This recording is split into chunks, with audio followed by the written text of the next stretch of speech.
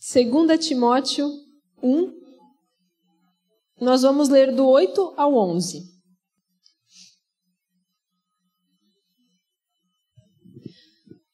Enquanto você vai achando, quem se recorda do que foi pregado no domingo passado? Quem tem uma voz bem forte, tipo a do Bruns, para falar assim, o que foi pregado? Nossa identidade, nosso propósito, nosso destino, e ficou muito frisado, vivemos por algo maior. O Senhor usou muito o missionário Chileno Vergara para nos tirar da nossa zona de conforto e nos fazer entender que Deus nos criou com um propósito e Deus nos criou para viver algo maior. E aí ele citou um texto de Paulo que mexe muito comigo. Um texto que Paulo diz: em nada eu tenho a minha vida por preciosa, contando que eu cumpra com alegria a carreira que me está proposta. O chileno usou essa palavra e nos fez pensar em Paulo. E Paulo viveu a vida dele por muito tempo achando que o que ele estava fazendo era o certo. Paulo viveu por muito tempo perseguindo cristãos. E aquele a quem ele perseguia o encontrou e deu para ele o verdadeiro significado e propósito da vida dele. Paulo, que perseguia cristãos, se tornou o maior pregador do Evangelho de Cristo. Que lindo, né? E essa carta de 2 Timóteo, que é o que nós vamos ver nesta manhã, é considerada como o testamento de Paulo para a igreja. Essa carta foi a última carta que Paulo escreveu. Ele escreveu várias do Novo Testamento, essa foi a última. E sabe onde ele estava quando ele escreveu essa carta? Primeiro que escrever carta para a gente já é diferente, né? Escrever carta para hoje em dia a gente manda um WhatsApp. Em terra de WhatsApp, ligação é prova de amor, não é? Então pensa que a gente escreve o WhatsApp, antes escrevia e-mail, às vezes a gente escreve alguma outra coisa, agora pensa em escrever uma carta. Paulo escreveu uma carta, e ele não escreveu uma carta sentado no sofá dele, de boa, sossegado. Paulo estava preso na prisão que antecedeu a sua morte, ou seja, ele sabia que ele ia morrer. Tanto que ele fala: eu estou sendo entregue como libação. É a carta onde Paulo diz: combati o bom combate, completei a carreira e guardei a fé. Paulo sabia que aqueles eram os últimos momentos da vida dele. E nesses últimos momentos de vida, Paulo escreve a Timóteo, deixando para Timóteo um legado. A última palavra de uma pessoa, ou as últimas palavras de uma pessoa, normalmente representam aquilo que ela resume a vida. Porque muitos eu acho que viram a carta de uma moça que foi diagnosticada com câncer muito cedo e ela escreveu uma carta dizendo que ela queria viver. E nessa carta ela colocou o que realmente importava para ela. Alguns viram? Não. Amém. Nas últimas palavras de uma pessoa, ela normalmente resume tudo aquilo, o que ela quer sintetizar a vida. E essa carta de 2 Timóteo faz isso. Essa carta é como Paulo dizendo assim: olha só, eu vivi a minha vida por algo maior, mas não pode terminar em mim. Esse algo maior não se limita a uma pessoa. Esse algo maior precisa alcançar outras gerações. E aí Paulo escreve para um jovem tímido que não sabia direito se ia dar conta de fazer ou não aquilo que Deus estava chamando ele para fazer. E Paulo, como um veterano de guerra, fala: Timóteo, eu estou te escrevendo agora, Timóteo, porque eu sei que eu vou passar. Eu sei que eu vou morrer. Mas essa mensagem precisa continuar. Paulo escreve para Timóteo dizendo assim: Timóteo, tudo aquilo que eu fiz, tudo aquilo que foi pregado, tudo aquilo que o Senhor Jesus fez por nós, se você não receber isso com essência e passar, de nada vai ter valido a pena. Então Paulo usa essa carta para transmitir para Timóteo a chama do Evangelho. Paulo vai usar essa carta para colocar nas mãos de Timóteo como se fosse o bastão da corrida. Sabe uma corrida de revezamento? Que tem um que vai correndo, e chega numa hora, ele entrega o bastão para o outro pega o bastão e sai correndo e vai. Assim é o Evangelho, irmãos. Assim foi o Evangelho. Cristo Jesus entregou a Paulo, que entregou a Timóteo, que entregou a outros, que entregaram a outros, que foram entregando até que chegou em nós. Glória a Deus. E é sobre essa mensagem, sobre o Evangelho, que eu quero compartilhar com vocês hoje. Então, 2 Timóteo 1, a partir do verso 8 até o 11, vai dizer: portanto, não te envergonhes do testemunho de nosso Senhor, nem de mim, que sou prisioneiro seu. Antes participa comigo das aflições do Evangelho, segundo o poder de Deus, que nos salvou e chamou com uma santa vocação, não segundo as nossas obras, mas segundo o seu próprio propósito e graça, que nos foi dada em Cristo Jesus antes dos tempos eternos, e que agora se manifestou pelo aparecimento de nosso Salvador Cristo Jesus, o qual destruiu a morte e trouxe à luz a vida e a imortalidade pelo Evangelho, do qual fui constituído pregador, apóstolo e mestre. Senhor, nós te pedimos que tu fales conosco nessa noite pela tua palavra, nesta manhã, Senhor, pela tua palavra, e que o Senhor nos ministre, que possamos sair daqui transformados por ti, Senhor, renovados pela tua palavra, despertados pelo teu Santo Espírito, e que tudo aquilo, Senhor, que o Senhor predeterminou para nós, que se cumpra, Pai, que seja estabelecido. Nós queremos receber de ti a tua doce palavra. Fala conosco, é o que te pedimos, no nome de Jesus. Amém. Amém. Então, essa última carta que Paulo deixa para Timóteo, ele deixa 4 posturas que Timóteo precisa ter e que eu creio que é o que o Senhor está nos chamando para ter hoje. Mas para nós entendermos a importância dessa carta, nós precisamos primeiro entender o que é o Evangelho. Hoje em dia tem tanta gente pregando tanta coisa que fica até difícil saber o que é o Evangelho de verdade, não é? Tem gente que fala uns negócios, tem gente que fala outros e fala, meu Deus, mas será que isso é? Será que isso não é? Isso é Bíblia, isso não é? Paulo fala, se alguém se levantar pregando um outro evangelho que não esse que eu estou anunciando, seja ele anátema, seja ele amaldiçoado. Mas a palavra diz que nos últimos dias muitas pessoas se levantariam pregando um falso evangelho, um evangelho sem cruz. Eu acho tão lindo o palco assim. Cruz. Uma cruz vazia. O evangelho nada mais é do que Cristo Jesus pagando o preço pelos nossos pecados para que nós pudéssemos ter vida com Deus. O Evangelho, a palavra diz que é o poder de Deus para a salvação de todo aquele que crê. Evangelho é simples. Evangelho é poder de Deus para salvar quem crê.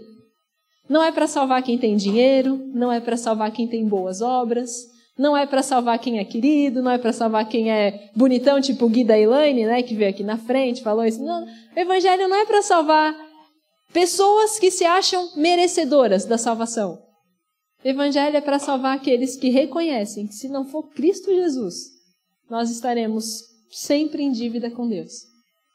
O Evangelho é o poder de Deus para salvar aquele que crê. No Evangelho é revelado como Deus torna as pessoas justas. Abre aí comigo, por favor, em Romanos 1. Não ia conseguir passar sem pregar sobre Romanos, né, gente? O povo na EDM dizia, Poli não dá conta de falar um dia e não falar de Romanos.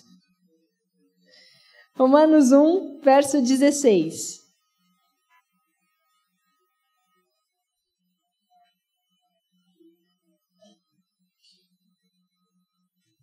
Quem achou diz amém. Romanos 1,16. Não me envergonho do Evangelho, pois é o poder de Deus para a salvação de todo aquele que crê. Primeiro do judeu, depois do grego. Pois nele se descobre a justiça de Deus pela fé, como está escrito, o justo viverá da fé. Então, o Evangelho é o poder de Deus para salvar todo aquele que crê. Crê em quê? Crê que Deus é legal, crê o quê? Fé em quê? Tem muita gente que tem fé, já reparou? Não, eu tenho muita fé, mas tem fé no quê? Não, eu tenho fé que no meu trabalho tudo vai dar certo. Eu tenho fé que vai acontecer as coisas que eu quero. Tem fé em coisas, fé em circunstâncias, mas não fé em uma pessoa. A palavra diz que o Evangelho é o poder de Deus para a salvação de todo aquele que crê em Deus. Crê no quê? Crê que Deus justifica o ímpio. A palavra diz que o salário do pecado é a morte. Nós nascemos no pecado, certo? Qual que era o nosso salário? Morte.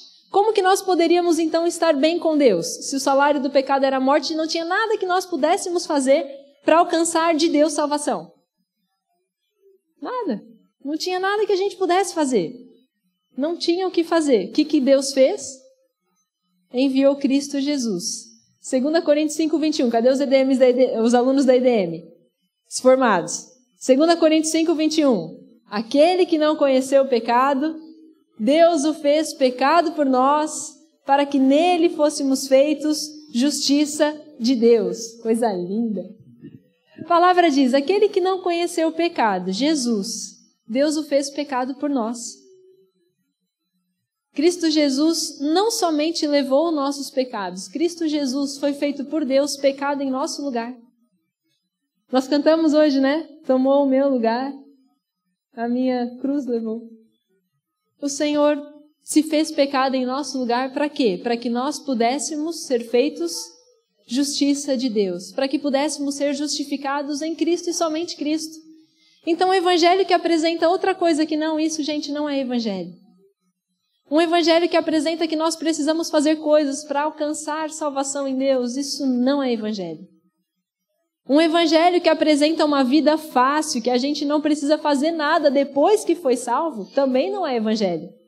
Porque Jesus diz, se alguém quiser vir após mim, negue-se a si mesmo, dia após dia tome a sua cruz e siga-me.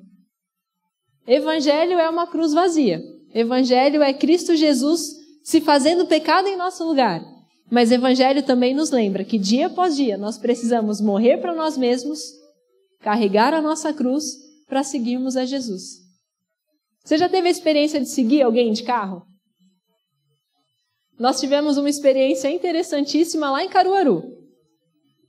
Nós fomos acho que o ano passado, né, pastor? Para Caruaru ministrar na igreja lá, e aí era um pessoal bom que foi, então não dava para ir num carro só. Aí o pastor Clécio lá da igreja de Caruaru foi com mais um outro carro para nos buscar do aeroporto à cidade, isso dava 1h30, 2, né, da onde nós íamos ficar. Ok. E aí, como não coube, o que ele fez? Foi o pastor Haroldo no carro com ele, e nós fomos em outro carro, estava com o pastor Salésio junto. E sabe quando você entra no carro e começa a conversar, e como foi a viagem, como estão as coisas, isso e aquilo e tal e tal? Então, a gente fez isso no carro, achando que o carro que a gente estava seguindo estava bem à frente. De repente, a gente olha, cadê o carro? Cadê o pastor Haroldo? Cadê o pastor Clécio? Aí a gente olha, e tudo que a gente estava falando, que naquele momento era importante, nós simplesmente paramos de falar e focamos. Ali está o carro. E aí ninguém mais falava nada, era tipo, entra aqui, vira ali, não sei o que lá. O nosso foco ficou no carro e não podia acontecer o que fosse do nosso lado. Nós estávamos focados naquele carro, porque se nós não seguíssemos aquele carro, nós ficaríamos perdidos. Depois que passou tudo isso, que a gente conseguiu focar no carro e achar o carro, a gente se olhou e falou, nossa, é assim que é seguir Jesus, né? Se nós ficarmos distraídos com as coisas dessa terra, falando com coisas, isso e aquilo, a gente perde. Evangelho não é um convite para Jesus vir morar no meu coração e olha como eu sou querido, eu carrego Jesus. Não, o convite do Evangelho é Jesus é tão bom que ele nos chama para segui-lo. Nós devemos seguir a Jesus. Olha, mas Jesus não habita no meu coração? Habita sim. Jesus veio morar no nosso coração, ele fez morada em nós, mas o convite do Evangelho é para nós seguirmos a Jesus para onde ele está indo. A palavra nos assemelha a peregrinos nessa terra. Nós não somos daqui e não viemos para ficar, estamos de passagem. Nosso período aqui na terra é um período muito curto. Pastor Melvin, como que é? Melvin ou Malvin? Melvin. Diz uma frase que me marcou. Quando eu ouvi da primeira vez, eu achei maravilhosa. Nós só temos uma vida e ela logo passará. Somente o que fizermos em Cristo permanecerá. E Paulo, quando escreve para Timóteo essa carta, ele tinha isso muito claro. Paulo tinha claro que a vida passava assim. De repente, temos a idade que a gente tem. Até chegar nos 18 demorou uma vida, não foi? Quem ainda não chegou nos 18 deve estar assim, meu Deus, não chega nunca.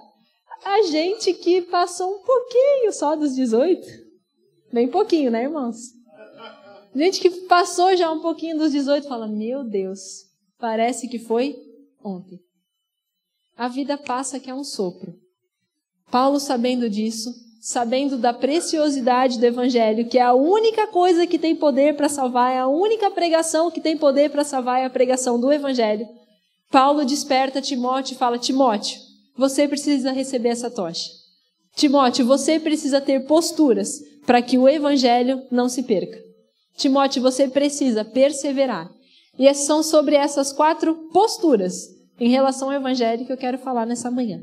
Para você se lembrar de mim, eu vou transformar essas 4 posturas em 4 P's, tá bom?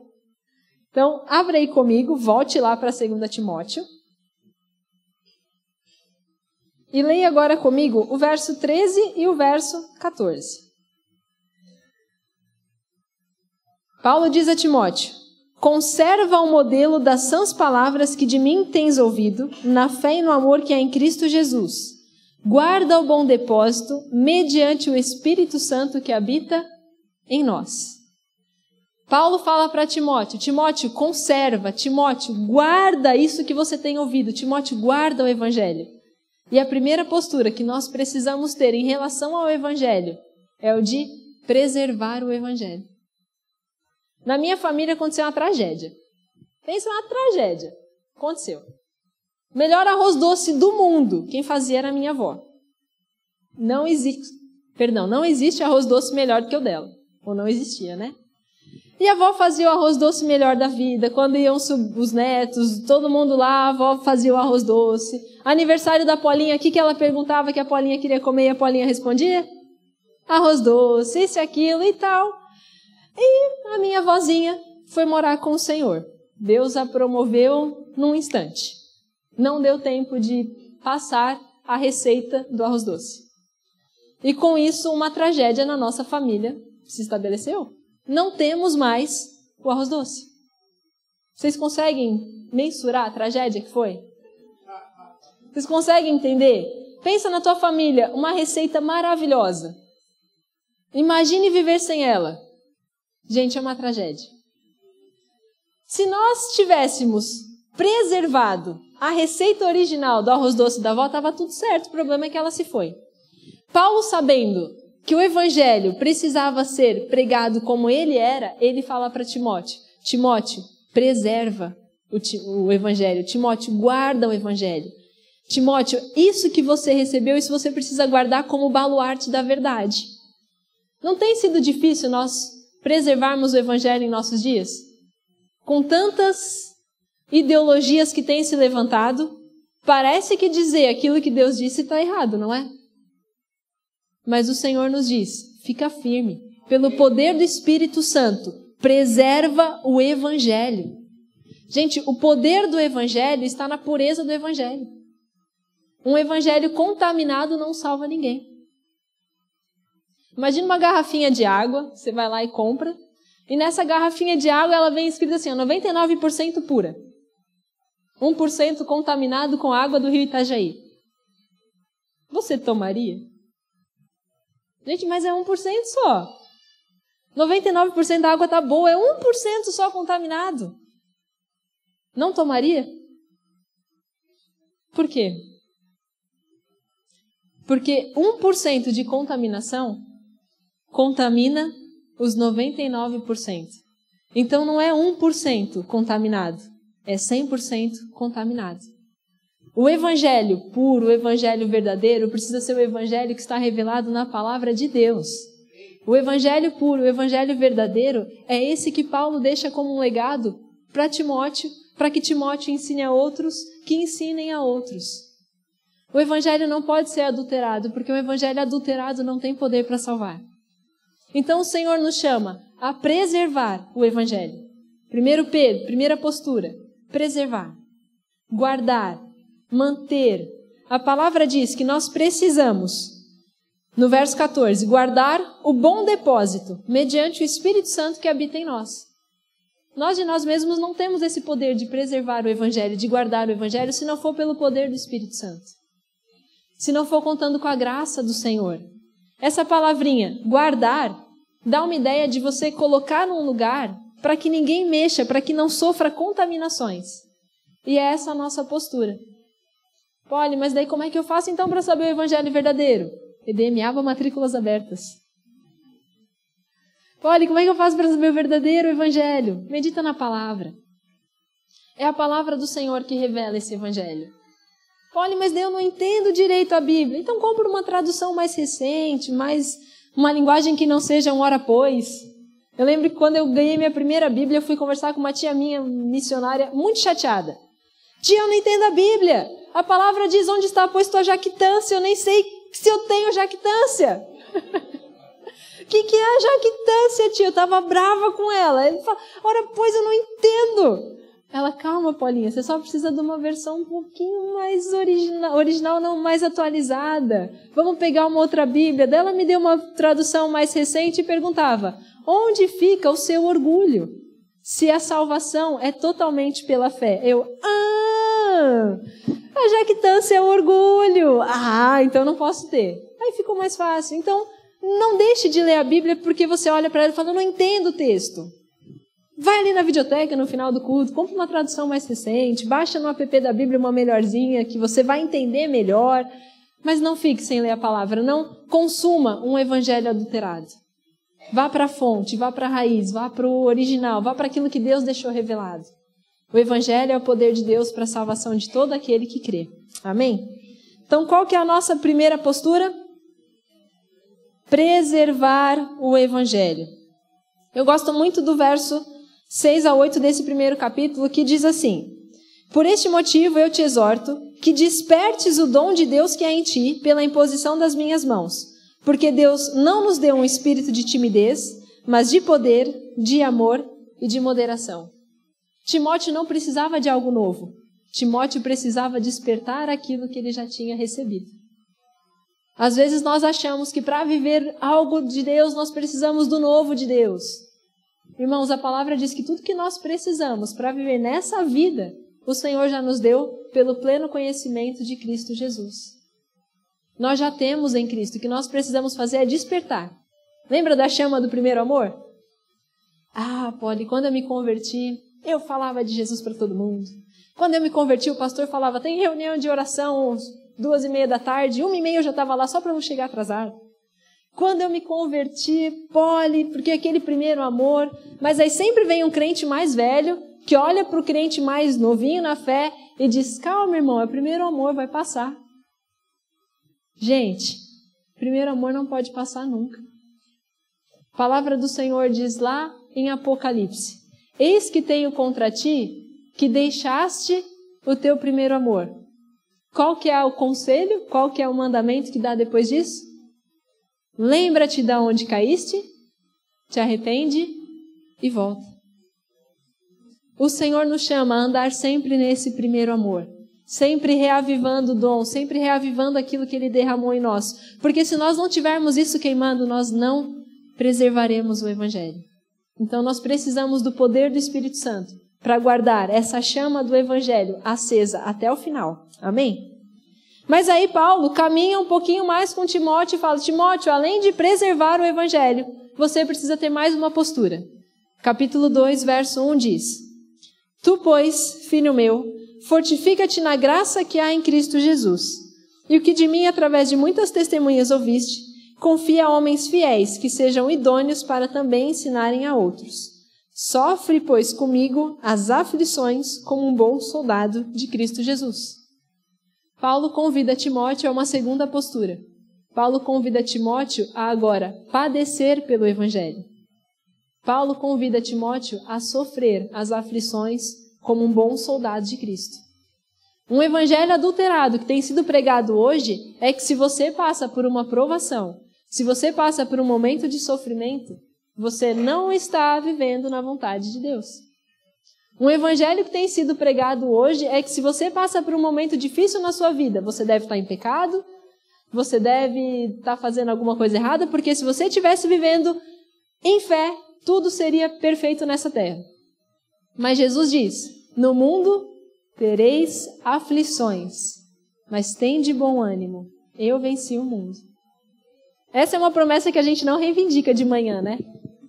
A gente acorda, Senhor, obrigado, as tuas misericórdias se renovaram, Senhor, eu tomo posse das tuas bênçãos para a minha vida, isso e aquilo, Senhor, eu também tomo posse de todas as aflições que o Senhor tem preparado para mim. A gente ora isso? Não, né? Como diz o pastor Luciano Subirá, tem promessa que a gente não precisa nem orar, elas acontecem sozinhas. Então essas provações, essas aflições, irmãos, a palavra diz que elas vêm sobre nós, elas vêm sobre o justo e sobre o injusto. Viver uma vida de fé não é viver uma vida sem privação, sem provação, sem sofrimento. Viver uma vida de fé é viver firmado na rocha, apesar disso tudo.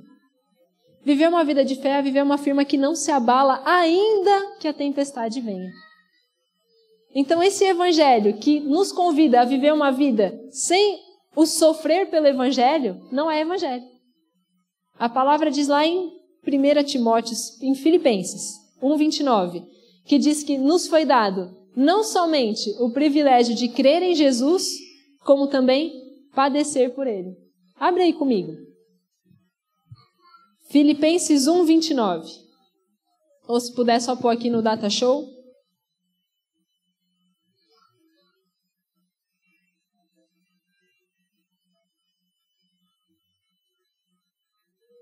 Olha que promessa linda. Porque vos foi concedida a graça de padecerdes por Cristo, e não somente crerdes nele. A palavra diz que todos aqueles que desejam viver piamente em Cristo sofrerão perseguições. Então, gente, um evangelho adulterado é um evangelho que diz que não tem cruz. Um evangelho adulterado é um evangelho que faz a gente olhar para a terra. O evangelho adulterado é um evangelho que faz a gente pensar que a nossa vida termina aqui. Senhor, me prospera. Para quê? Para eu ter uma casa melhor, para eu ter um carro melhor. Irmãos, não tem nada de errado em a gente desejar dar boas coisas para a nossa família, melhorar no emprego, melhorar a nossa situação financeira. Não tem nada de errado. O errado é se nós temos esse foco para a nossa vida. Senhor, me prospera. Para quê? Para eu ser milionário. Para quê? Para eu ter um apartamento aqui, um ali. Para quê? Quando é muito eu, isso é um evangelho errado. Senhor, me prospera. Para quê? Para eu ajudar mais em missões, para eu poder ajudar o órfão, para eu poder ajudar a viúva. Senhor, para eu ser um instrumento do Senhor nessa terra. Pai, me prospera. O que Deus faz? Prospera. Se nós tivermos a consciência de que nós somos simplesmente mordomos daquilo que Deus tem dado, irmãos, o Senhor vai nos abençoar muito. Mas o nosso foco não pode ser um evangelho terreno. Tem que ser um evangelho que lembra que a nossa pátria ela é celestial. A nossa vida vai passar aqui como um sopro. Se Deus quiser, logo, logo estaremos com o nosso Senhor Jesus na eternidade, e é isso que importa. Então, irmãos, viver nessa terra tem que ser o sofrer por Cristo. Sofrer para quê? Para dar um bom testemunho. Sofrer para quê? Para levar o evangelho de Cristo Jesus. Sofrer para quê? Para que aquilo que nós recebemos também transmitir a outros. Esse texto de 2 Timóteo 2:2 me marca muito. Paulo fala, porque o que de mim ouvistes, através de muitas testemunhas, confia a homens fiéis, que sejam idôneos para também ensinarem a outros. Vocês estão vendo qual que é o legado que Paulo deixa para Timóteo? Paulo não deixa para Timóteo uma estrutura. Paulo não deixa para Timóteo um ofício. Paulo não deixa para Timóteo o chamado de apóstolo que Paulo tinha. O que Paulo deixa para Timóteo? Uma mensagem, o evangelho. O Senhor nos chama a sofrer para levar a palavra dele a outros. Esse é o sofrimento. Gente, isso vai tirar a gente da zona de conforto. Discipulado arranca a gente da zona de conforto. A gente está lá cansado, trabalhou a semana toda, mas daí tem um irmão que está precisando ouvir a sã doutrina. E a gente pensa, ai, o meu sofá. Ai, meu Netflix. Minhas séries estão todas atrasadas. Vou pôr minhas séries em dia. Mas daí o irmão te chama. Isso não vai tirar a gente da zona de conforto? Vai. A nossa carne vai querer ficar no sofá descansando. Mas Paulo nos convida, sofre comigo. Participa comigo dos sofrimentos de Cristo. Padece comigo. Irmãos, tudo que a gente fizer aqui nessa terra para Jesus, na eternidade a gente tem recompensa.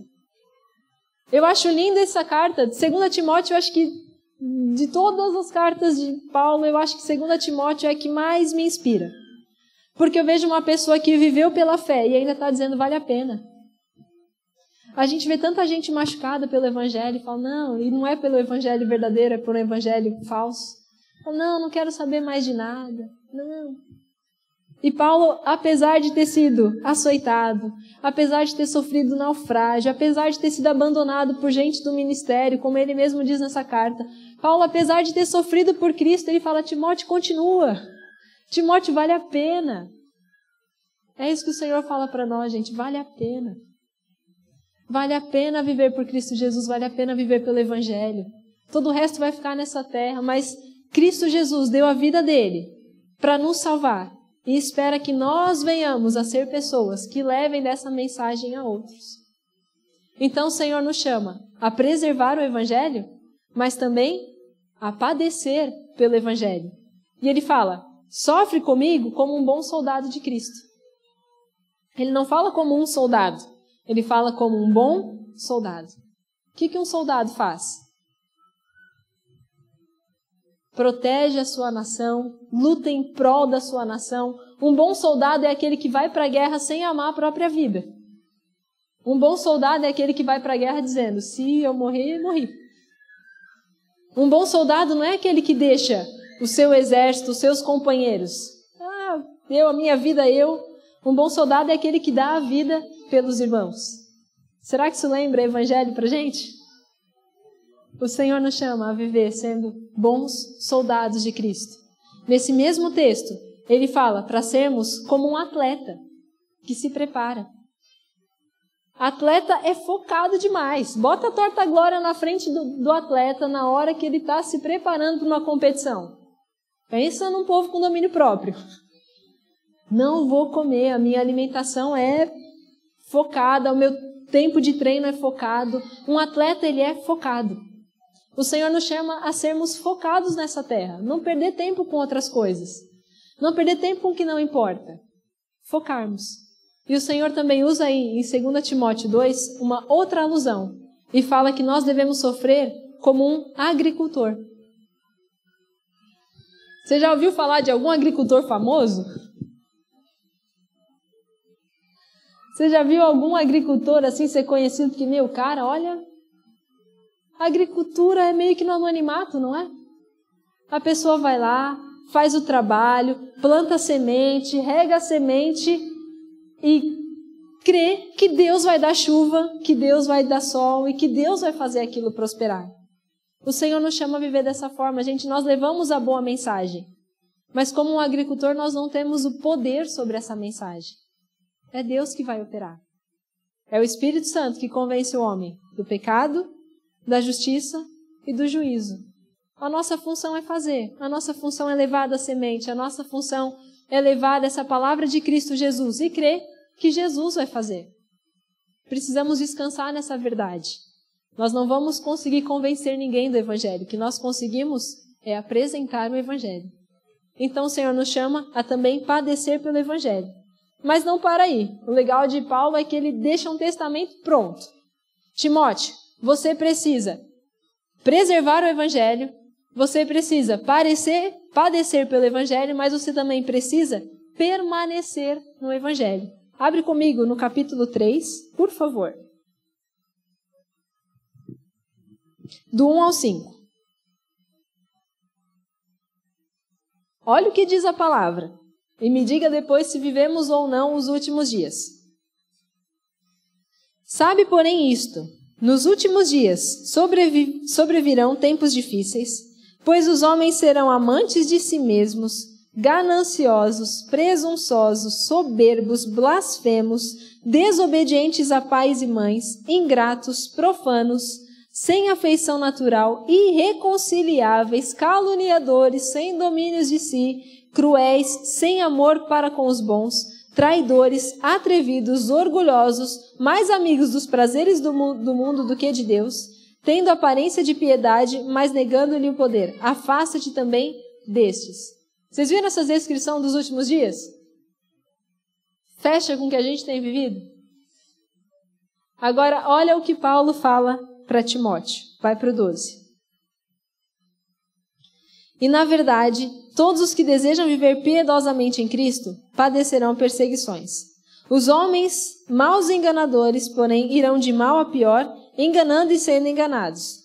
Quanto a ti, porém, permanece naquilo que aprendestes e de quem estás convicto, sabendo de quem tens aprendido. O Senhor nos chama a permanecer no Evangelho. Os últimos dias são dias difíceis, gente. Tá muito difícil ser crente nessa terra. Aí Deus usa Paulo para nos dizer, permanece.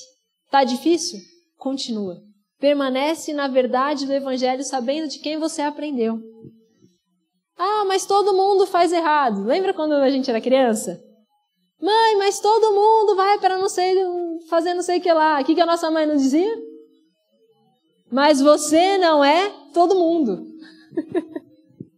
Mãe, mas todas as minhas amigas vão... Mas você não é todo mundo. Era o que ela me dizia. Eu falo, verdade, eu não sou todo mundo. Tá. Às vezes a gente olha para esse mundo e vê tudo tão errado, tudo tão bagunçado, e parece falar, então eu vou viver de qualquer jeito também, tá tudo zoado. Paulo fala pra gente, não, tu, porém, permanece, você não é todo mundo. Gente, nós somos raça eleita, sacerdócio real, nação santa, povo de propriedade exclusiva de Deus. Nós não somos todo mundo. Nós somos filhos amados de Deus, chamados a permanecer no Evangelho. Permanecer naquilo que nós ouvimos. Permanecer na palavra. Permanecer vivendo aquilo que o Senhor nos chamou para viver. Olha, mas o Evangelho é difícil. Irmãos, difícil foi Cristo Jesus levar o preço do nosso pecado. Difícil era o lugar que a gente estava indo, que era o inferno. Viver por Cristo Jesus, viver para Cristo Jesus, é um privilégio. Então o Senhor nos chama a permanecer nessa verdade. Ainda que preguem outra verdade, permaneça em Cristo Jesus. Ainda que te chamem para viver outra verdade, viva a de Cristo Jesus. É difícil sim, são últimos dias, está complicado, mas o Senhor nos chama. Permanece naquilo que tens aprendido. E para encerrar, Paulo chama Timóteo, lá no capítulo 4. Então vocês viram, no capítulo 1, o Senhor chama, Deus nos chama a preservar o Evangelho. No capítulo 2, o Senhor nos chama a padecer pelo Evangelho. No capítulo 3, o Senhor nos chama a permanecer no Evangelho. E no capítulo 4, o Senhor nos chama agora a pregar o Evangelho. Exorto-te, pois, diante de Deus e de Cristo Jesus, verso 1 do capítulo 4, que há de julgar os vivos e os mortos na sua vinda e no seu reino. Prega a palavra. Insista em tempo e fora de tempo. Admoesta, repreende e exorta com toda longanimidade. Porque virá tempo em que não suportarão a sã doutrina, mas tendo coceira nos ouvidos, se cercarão de mestres seguindo as suas próprias cobiças. Verso 5 diz, tu, porém, sê sóbrio em tudo, sofre as aflições, faze a obra de um evangelista, cumpre bem o teu ministério. O Senhor nos chama, não somente a preservar, padecer e permanecer no Evangelho, mas pregar o Evangelho. A continuidade do Evangelho depende da pregação dele.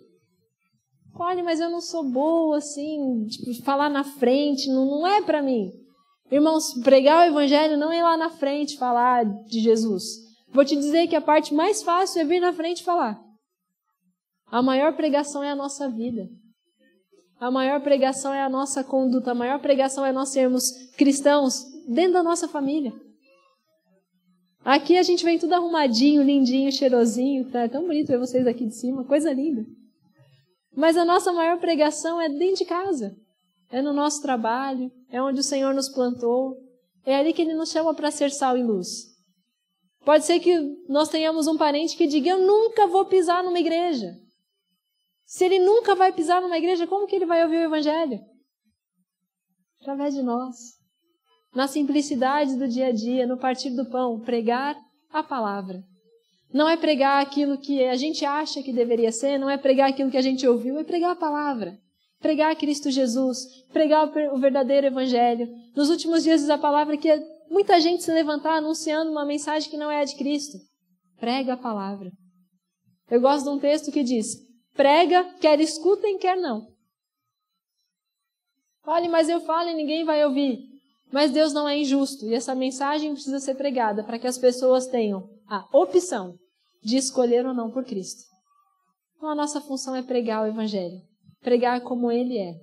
A nossa responsabilidade é de pregar o Evangelho. Receber o Evangelho foi um privilégio, não foi? Anunciar o Evangelho é uma responsabilidade que temos. Paulo diz, ai de mim, se não pregar o Evangelho. Chegou em nós, mas não pode parar em nós. Chegou em nós, mas precisa ir através de nós. Eu acho que essa carta, Paulo, poderia ser muito bem resumida com o que de mim ouvistes, transmite a outros, para que transmitam a outros. O testemunho, o testamento que Paulo deixa para nós, igreja, é esse. É o Evangelho. É o de... Vamos lá, me ajudem. Primeiro, preservar e pregar. O Senhor nos chama a termos essas 4 posturas. Usei a letra P propositalmente para vocês lembrarem da Poli. Mas para nós lembrarmos que o Senhor nos chamou a viver o Evangelho de verdade. O Evangelho, somente Ele, é o poder de Deus para a salvação de todo aquele que crê. Se tem algo que vale a pena viver nessa terra, é viver pelo Evangelho de Cristo Jesus. Tudo que nós acumularmos nessa terra vai ficar. Todas as vidas que nós anunciarmos Cristo Jesus, essas vão ir. Que nós possamos ser como Paulo no fim da nossa carreira, que nós possamos olhar para trás e realmente dizer: combati o bom combate, completei a carreira e guardei a fé. Esse é o chamado de Deus para nós. Essa é a vida que vale a pena ser vivida.